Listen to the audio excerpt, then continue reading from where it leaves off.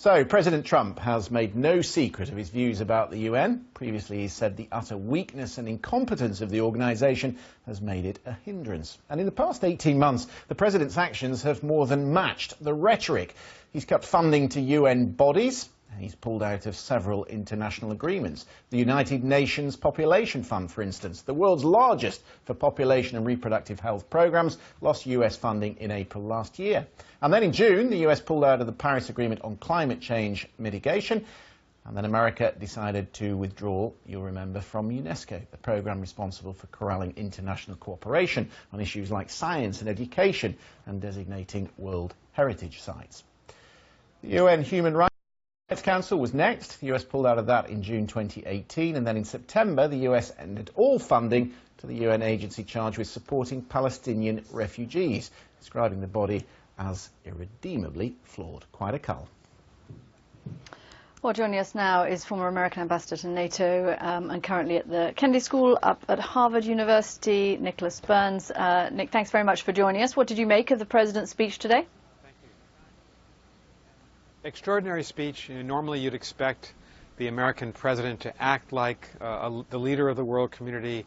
Donald Trump today ran against the world community. He ran against the international system that we have helped to build up over the last 73 years. I thought it was an unfortunate speech when he was so boastful. And frankly, he was so resentful. He said several times in the speech, the world is taking advantage of the United States. I don't agree with that at all. It was a speech that lacked self-confidence.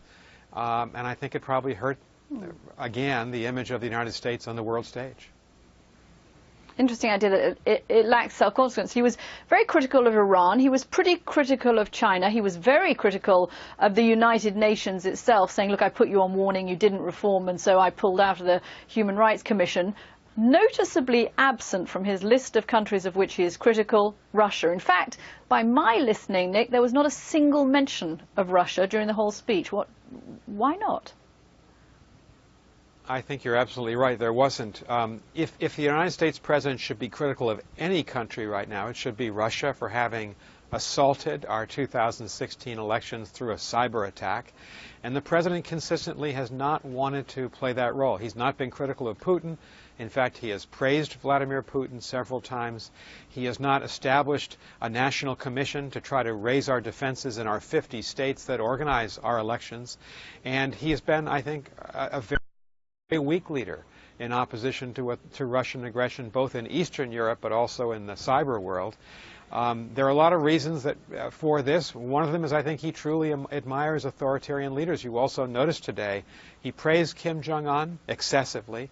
He praised Xi Jinping. He praised the Saudi king. He criticized the German government, one of our strongest allies in the world.